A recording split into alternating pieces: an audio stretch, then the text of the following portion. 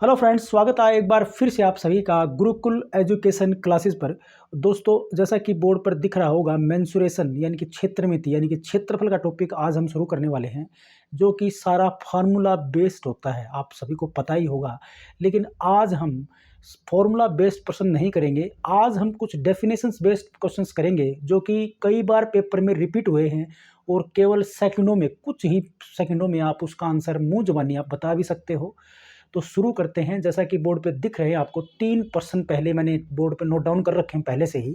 तो सिर्फ और सिर्फ हमारी जो एलिजिबिलिटी है, उससे रिलेटेड जो टिप्स हैं हमारी, उनसे ये निकल जाएंगे बहुत ही आसानी से। जैसा कि पहला प्रश्न, किसी आयत की लंबाई। आयत के बारे में हम बाद में भी जिक्र करेंगे, मैं पहले फिर बता देता हूँ। आयत में दो लंबाइयाँ होती हैं, लंबाई और चौड़ाई। लंबाई और चौड़ाई एक दूसरे के ऊपर आसन्न भुजाएं बनी हुई होती हैं। लंबाई चौड़ाई की डिटेल से हम समझाएंगे आपको। तो कहता है कि किसी आयत की आमने सामने की भुजाएं बराबर होती हैं, लंबाई को 10 गुना कर दिया जाए तो आयत का क्षेत्रफल कितने गुना हो जाएगा। तो ऑप्शन देखो, कुछ भी हो सकता है, यहाँ पर नीचे ऑप्शन मिलेंगे आपको, लेकिन हम बेसिक डिटेल के साथ साथ हम पलक झपकते इसका हल कर सकते हैं, अगर आप थोड़ा सा बेसिक ज्ञान हो। अगर आयत की लंबाई को, अगर वो लंबाई को 10 गुना कर रहा है ना, देखो लंबाई को यदि वो 10 गुना कर रहा है, तो चौड़ाई में वो कोई भी बदलाव नहीं करेगा। मतलब ये कह लो आप, आसन भुजाओं में से केवल एक ही भुजा के साथ में वो फेरबदल कर रहा है, दूसरी को वो यूं का यूं स्थिर रख रखा है उसने। मतलब चौड़ाई के साथ कोई बदलाव नहीं है, सिर्फ लंबाई को किया। या फिर वो लंबाई को यूं का यूं रखे, चौड़ाई के अंदर को अगर वो 10 गुना कर दे, तो आयत का क्षेत्रफल कितने गुना हो जाएगा। तो सिंपल सा प्रश्न है, इसका उत्तर आएगा सीधा ही, क्षेत्रफल भी जो होगा वो 10 गुना हो जाएगा। और अगर देखो पेपर में क्वेश्चन के अंदर यदि वो क्षेत्रफल का मान दे देता है कुछ, तो फिर क्षेत्रफल पूछेगा तो उसको 10 से गुणा करके हम उत्तर जो है डायरेक्ट बता सकते हैं। पहला प्रश्न हल हो गया, सेकंड भी नहीं लगा। यदि किसी आयत की लंबाई को के प्रतिशत से घटाया जाए, देखो प्रश्न नेक्स्ट क्या है, यदि किसी आयत की लंबाई को के प्रतिशत से घटाया, या फिर बढ़ाया भी कह सकता है, वो बढ़ाया जाए, के प्रतिशत से बढ़ाया जाए। सिर्फ लंबाई के ऊपर किया उसने, चौड़ाई को भी कर सकता था। मतलब लंबाई और चौड़ाई में से, आयत है तो दो तरह की लंबाइयाँ, उसमें लंबाई और चौड़ाई जैसा कि आप जानते हो, उसमें से केवल एक ही लंबाई को, केवल यानी कि एक ही जो पैरामीटर है उसको के प्रतिशत से घटा रहा है, तो क्षेत्रफल कितने प्रतिशत घटेगा या बढ़ेगा। तो अगर घटाएगा घटाएगा तो क्षेत्रफल घट जाएगा, बढ़ाएगा तो क्षेत्रफल बढ़ जाएगा।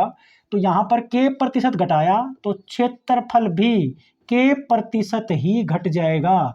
देखो, अगर एक बात ये फिर मैं कहूँगा कि अगर इसी प्रश्न में अगर क्षेत्रफल का मान भी, पहले का मान भाई इतना था, और अब लंबाई को उसने जैसे के प्रतिशत के बजाय, जैसे मैं यहाँ पे लिखना चाहता था 10% कर दीजिए आप, यहाँ पर 10% घट जाएगा। 10% से घटाया जाए तो क्षेत्रफल भी 10% घट जाएगा। तो याद रखने वाली बात यह है कि यदि क्षेत्रफल का मान भी दे दिया जाए, जैसे उदाहरण के लिए उसका क्षेत्रफल 100 वर्ग सेंटीमीटर है, अगर किसी आयत का क्षेत्रफल 100 वर्ग सेंटीमीटर है, और यदि उसकी भुजा, कोई भी एक भुजा को 10% कम कर दिया जाए या फिर बढ़ा दिया जाए, तो बढ़ाएगा तो क्षेत्रफल भी उतने ही प्रतिशत बढ़ जाएगा। घटाएगा किसी लंबाई को, चौड़ाई और लंबाई और चौड़ाई में से, तो क्षेत्रफल भी उतने ही प्रतिशत घट जाएगा। तो यदि मैं कहूँ कि अगर लंबाई को 10% से घटाया जाता है तो क्षेत्रफल कितने प्रतिशत घटेगा या बढ़ेगा, तो क्षेत्रफल भी 10% घट जाएगा। तीसरा प्रश्न, जैसा कि आपको बोर्ड पे दिख रहा होगा, एक वर्ग और आयत दोनों का परिमाप 16 सेंटीमीटर है, उनका क्षेत्रफल कितना होगा। उनका क्षेत्रफल कितना होगा, बराबर होगा क्षेत्रफल, वर्ग का क्षेत्रफल बड़ा होगा आयत के क्षेत्रफल से, या आयत का क्षेत्रफल बड़ा होगा वर्ग के क्षेत्रफल से, या कोई नहीं, या कह लो ज्ञात नहीं किया जा सकता। तो याद रखने वाली बात है कि यदि आयत और वर्ग, आयत और वर्ग, वर्ग की चारों भुजाएं बराबर होती हैं, आयत की आमने सामने की भुजाएं बराबर होती हैं। अगर एक वर्ग और एक आयत आपको दे दिया जाए, जिनका परिमाप, परिमाप क्या होता है, चारों, परिमिति कह लो, परिमाप कह लो, यानी कि पेरीमीटर, यानी कि चार दीवारी, जैसे घर की चार दीवारी कर रखी है तो वो घर का परिमाप कह सकते हो आप। उसकी जो दीवारों की लंबाई को जोड़ देंगे तो परिमाप आ जाएगा। परिमाप क्या होता है, चारों तरफ की जो लंबाई होती है उसका जोड़।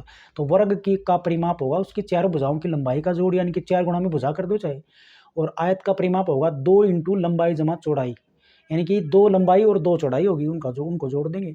तो यदि ये परिमाप अगर बराबर हो जाता है, तो परिमाप अगर बराबर हो जाए तो हमेशा याद रखने वाली बात है, अगर क्षेत्रफल की बात करी जाए, ऐसी स्थिति में क्षेत्रफल हमेशा वर्ग का बड़ा होगा। आप उदाहरण लेके देख सकते हो। जैसे उदाहरण के लिए ये 16 सेंटीमीटर आप देख रहे हो ना, ये वाला देखो। अगर इस प्रश्न को थोड़ा सा खोल के दिखा देते हैं किस तरह से है। जैसे इसने बोला कि 16 सेंटीमीटर है, तो देखो ऑप्शन तो ये होगा इसका कि वर्ग का क्षेत्रफल बड़ा होगा है, तो इसका ऑप्शन ये है दूसरा। तो इसका देखो जांच करना चाहो तो आप, जैसे ये एक मैं ये बना लेता हूँ, जैसे मैं ये वर्ग है हमारा, जैसे ये वर्ग है और ये जैसे आयत है। देखो इसमें चारों भुजाएं बराबर, इसकी आमने सामने की भुजाएं बराबर होती हैं। तो 16 सेंटीमीटर बता रहा है ना ये, तो इसका मतलब ये हुआ 2 गुना 2 दूनी 4 दूनी 8 दूनी 16, मतलब 2 की लंबाई है centimetre, 2 centimetre 2 centimetre 2 centimetre 2 centimetre, तभी तो इसका परिमाप 16 है ना, सॉरी 4 4 आएगा, 4 4 16 है ना, 4 4 8 4 12 4 16, सॉरी 4 4 सेंटीमीटर जो है इसका परिमाप आएगा।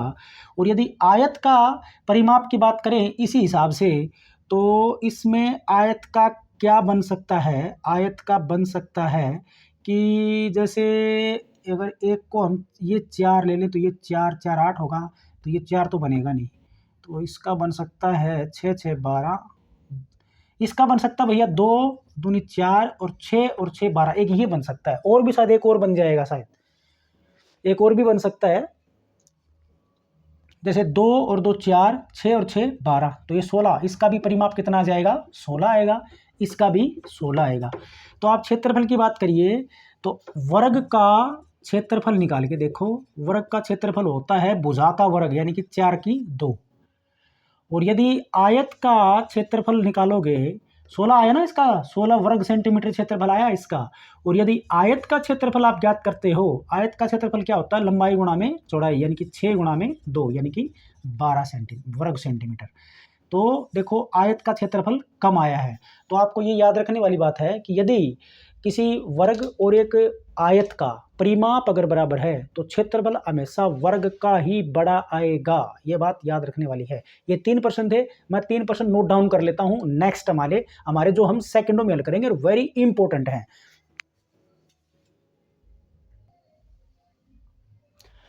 तो ये है दोस्तों हमारे नेक्स्ट 3%।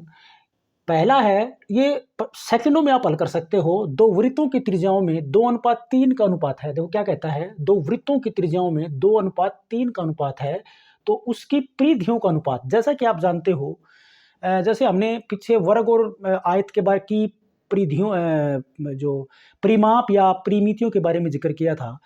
वृत्त की जो परिधि होती है ना, वृत्त का परिमाप नहीं कहेंगे हम, उसको हम परिधि कहते हैं। यानी कि जैसे ये वृत्त है ना, तो ये सर्कल जो गोल चक्कर है ये वाला, इसको परिधि कहते हैं, इसका मान केंद्र O है, तो ये इसकी परिधि है।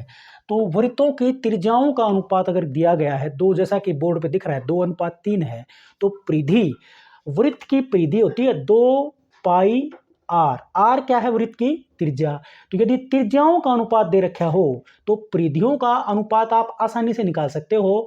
अब जैसे इसमें पूछा है कि अनुपात क्या होगा, तो अनुपात 2:3 ही होगा, क्योंकि केवल इसमें त्रिज्या का यूज है। 2 पाई से 2 पाई तो वैसे ही कट जाएगा, 2 पाई का कोई रोल नहीं बचता अगर अनुपात ज्ञात करते हो तो याद रख लीजिए, अगर त्रिज्याओं का अनुपात दिया गया हो जैसा कि 2:3 है, तो उनकी परिधियों का अनुपात, उन वृत्तों की परिधियों का अनुपात भी सेम टू सेम, यानी कि 2:3 ही होगा। क्वेश्चन नंबर 5 जो हमारा है, दो वृत्तों की त्रिज्याओं का अनुपात 4:3 है, तो उनके क्षेत्रफलों का अनुपात क्या होगा। जैसा कि आपको पता ही होगा कि वृत्त के क्षेत्रफल का फॉर्मूला होता है 2 पाई r स्क्वायर, मतलब त्रिज्या का वर्ग होता है। 2 पाई सभी में कॉमन आएगा, लेकिन सिर्फ त्रिज्या के केवल और केवल क्षेत्रफल के ऊपर इफेक्ट किसका पड़ता है, केवल और केवल त्रिज्या। मतलब अगर त्रिज्या बड़ी है तो क्षेत्रफल भी बड़ा हो जाएगा, अगर त्रिज्या छोटी है तो क्षेत्रफल कम हो जाएगा। तो यहाँ पर क्या दिया गया है, त्रिज्याओं का अनुपात दिया गया है। तो क्षेत्रफलों का अनुपात ज्ञात करना हो तो आपको क्या करना है, उस अनुपात का स्क्वायर कर देंगे। क्या करना है, ये 4:3 जो है इसका स्क्वायर कर दीजिए, 3 का भी स्क्वायर कर दीजिए, क्योंकि क्षेत्रफल का क्या फार्मूला होता है इसका, पाई आर स्क्वायर क्षेत्रफल होता है इसका, तो त्रिज्या का वर्ग होता है, इसलिए इनका भी त्रिज्याओं के अनुपात जो दे रखा है उसका भी वर्ग कर देंगे। इनकी 9:16 इसका आंसर आ जाएगा। और तीसरा प्रश्न बहुत ही आसान, देखो दो वृत्तों के अब की बार क्षेत्रफलों का अनुपात दिया गया है 16:25, क्षेत्रफलों का अनुपात दिया गया है, तो त्रिज्याओं का अनुपात निकालना है। तो त्रिज्याओं का अनुपात फिर आप इस लाइन से, इस प्रश्न से आप ये बात समझ गए होंगे कि इसका वर्ग करने से ये मिला हमें, तो अगर वापस अगर त्रिज्याओं का निकालना होगा तो इसका वर्गमूल करना पड़ेगा। मतलब अगर आपको ये अनुपात दिया गया हो क्षेत्रफलों का अनुपात, तो त्रिज्याओं का अनुपात 4:3 कैसे आएगा, इसका वर्गमूल करने से। तो उसी तरह से ये प्रश्न जो नीचे वाला जो क्वेश्चन नंबर 6 मैंने लिया है, अगर क्षेत्रफलों का अनुपात 16:25 है तो त्रिज्याओं का अनुपात क्या होगा, इनका वर्गमूल कर दीजिए। क्यों कर दीजिए वर्गमूल, आप समझ गए होंगे। इनका वर्गमूल, तो इसका वर्गमूल 4 आएगा और 25 का वर्गमूल 5। तो यदि क्षेत्रफलों का अनुपात 16:25 है तो त्रिज्याओं का अनुपात 4:5 होगा। और क्यों होगा, जिसको ये बेसिक पता है वो कर सकता है कि क्षेत्रफल इसके ऐसे होते हैं, क्षेत्रफल पाई आर स्क्वायर, एक की त्रिज्या r1 और पाई r2 स्क्वायर, ऐसे लिखेंगे ना, अनुपात में लिखना होगा तो। और क्षेत्रफलों का अनुपात पहले से दिया गया है, तो ये पाई से तो पाई कट ही जाएगा, क्योंकि अनुपात का मतलब ये भाग में है ना आपस में, तो त्रिज्याओं का अनुपात ही हो गया ये एक प्रकार से। तो मतलब त्रिज्याओं के वर्गों का अनुपात हो गया ये, यानी कि जैसे यहाँ पर लिखूंगा 16:25 है ना, इन दोनों की जगह पे ये हो गया। अब ये स्क्वायर में थे, मतलब ये स्क्वायर में है, तो ये 4 का वर्ग है और ये 5 का वर्ग है। इसका मतलब ये हुआ वर्ग से वर्ग कैंसिल, या फिर वर्गमूल कर लेंगे तो ये खत्म हो जाएगा, तो 4:5। तो ये इस तरह से था। अगर अब हम लिखते हैं नेक्स्ट हमारे जो ऐसे ही इंपॉर्टेंट टाइप्स जो सेकंडों में आप हल कर सकते हो छोटे से ज्ञान के, नेक्स्ट प्रश्न पे जाते हैं।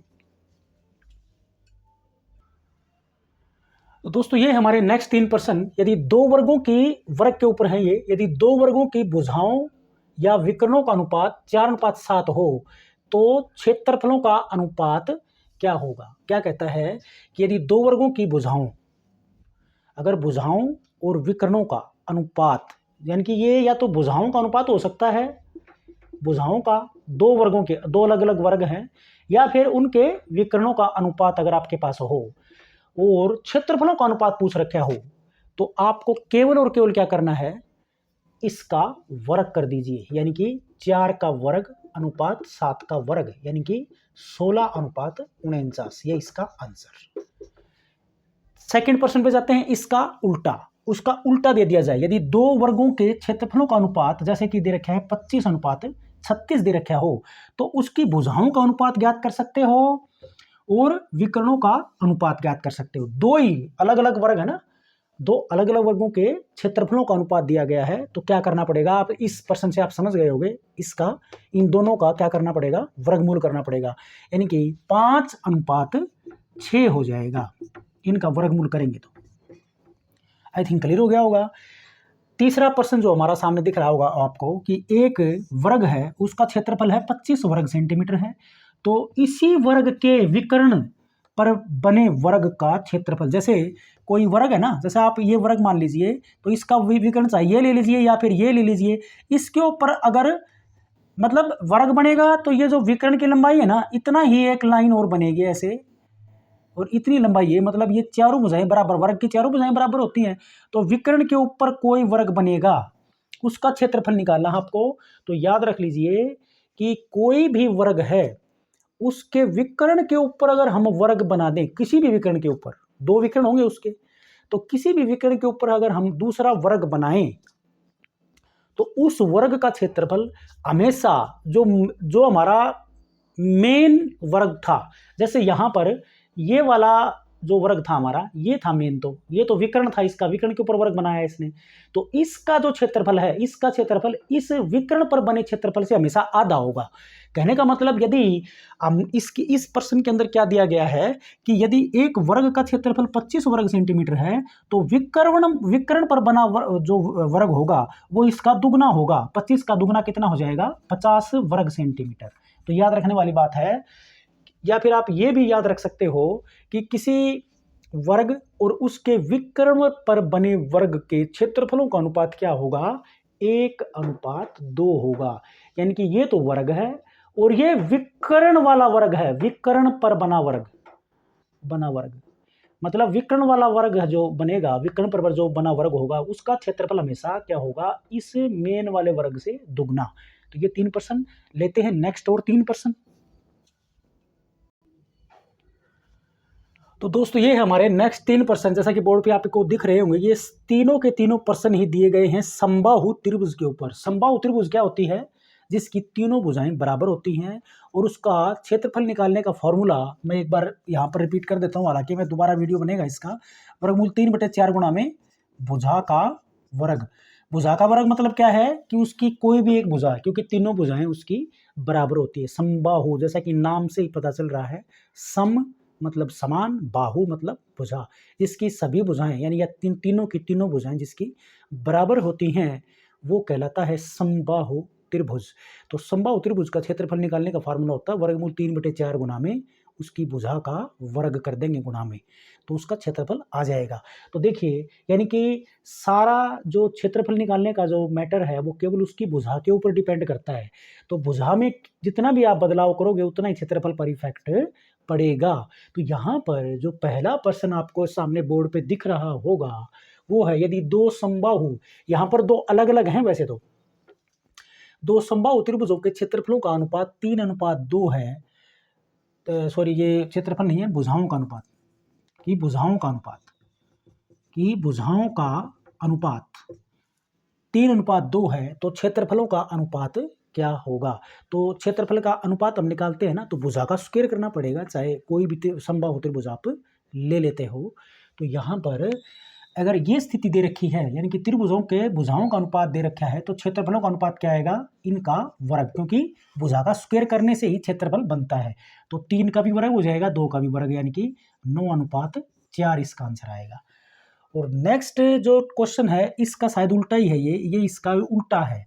यदि दो समबाहु त्रिभुजों के क्षेत्रफलों का अनुपात 25:49 हो तो उसकी भुजाओं का अनुपात क्या होगा। तो इसको आप खुद कर सकते हो, वर्गमूल करना पड़ेगा, जैसा कि वर्ग में भी किया था हमने और वृत्त में भी किया था। तो अगर समबाहु त्रिभुजों के क्षेत्रफलों का अनुपात दिया गया है तो केवल इनका दोनों तरफ वर्गमूल कर दीजिए, तो इसकी भुजाओं का अनुपात आ जाएगा, यानी कि 5:7 इसका आंसर हो गया। तीसरा प्रश्न जो मैंने लिया है, तीसरा प्रश्न को एक बार मैं पढ़ देता हूं। यदि किसी समबाहु त्रिभुज की भुजा को, किसी समबाहु त्रिभुज की भुजा को 5 से गुणा कर दिया जाए तो उसका क्षेत्रफल कितने गुना हो जाएगा। देखो ये प्रश्न जो मैंने लिए है ना, ये सेकंडों में हल होते हैं, पलक झपकते ही आप इसका आंसर निकाल दोगे, कैलकुलेट करने की आवश्यकता नहीं है। और ये आए हुए प्रश्न हैं किसी न किसी एग्जाम में। तो प्रश्न में कहता है कि यदि किसी समबाहु त्रिभुज की भुजा को 5 से गुणा कर दिया जाए तो उसका क्षेत्रफल कितने गुना हो जाएगा। तो क्षेत्रफल भैया हो जाएगा इसके वर्ग के गुणा, 5 का वर्ग। 5 का वर्ग कितना होता है, 25। अब ऐसा क्यों है, क्योंकि आपकी भुजा इतने गुना ही बढ़ गई, उतने गुना बढ़ जाएगी, फिर उसका वर्ग हो जाएगा। तो मतलब ये हुआ कि अगर पहले भुजा उसकी 5 थी तो 5 से गुणा करके उसका वर्ग भी करना पड़ेगा। तो इसलिए हम डायरेक्ट क्या करेंगे, 5 का वर्ग ही कर दो, क्योंकि अंदर जाके भी तो वर्ग ही होना है। तो 5 का वर्ग, तो 25, 5 का वर्ग कितना हो जाता है भैया, 25। तो 5 का वर्ग 25 होता है ना, तो क्षेत्रफल भी 25 गुना हो जाएगा। और ये वाली जो टाइप है हमारी, ये हमारी समबाहु त्रिभुज के साथ साथ वृत्त के ऊपर और वर्ग के ऊपर दोनों पर अप्लाई होती है। सेम टू सेम तरीका है कि यदि किसी वर्ग की प्रत्येक भुजा को अगर 5 गुणा कर दिया जाए तो क्षेत्रफल कितने गुना हो जाएगा, 5 का वर्ग गुणा, यानी कि 5 का वर्ग कितना होता है, 25 गुना हो जाएगा। 6 होगा तो 6 36 गुना हो जाएगा, 7 होगा तो 49 गुना, 3 होगा तो 9 गुना हो जाएगा। यही जो टाइप है वो हमारे वृत्त के ऊपर लागू होती है, उसमें केवल त्रिज्या होती है। अगर त्रिज्या को 5 गुना कर देंगे तो क्षेत्रफल कितने गुना हो जाएगा, उस जो जितने गुना किया है उसके वर्ग के गुणा के बराबर। यानी कि अगर 5 गुना किया है तो 25 गुना, 6 गुना किया है तो 36 गुना, 7 गुना किया है तो 49 गुना, 8 गुना किया है तो 64 गुना। तो ये था, ये मैं ये कहूँगा कि ये बेसिक फैक्ट के ऊपर रिलेटेड ये हमारे प्रश्न थे जो बहुत इंपॉर्टेंट है, कई बार पेपर में आ चुके हैं, ज़रूर आप ध्यान से करिएगा। तो अगर वीडियो पसंद आए तो लाइक, शेयर और चैनल को सब्सक्राइब कर लीजिए। मिलते हैं इसके फार्मूला बेस्ड नेक्स्ट प्रश्नों के ऊपर। Thanks for watching.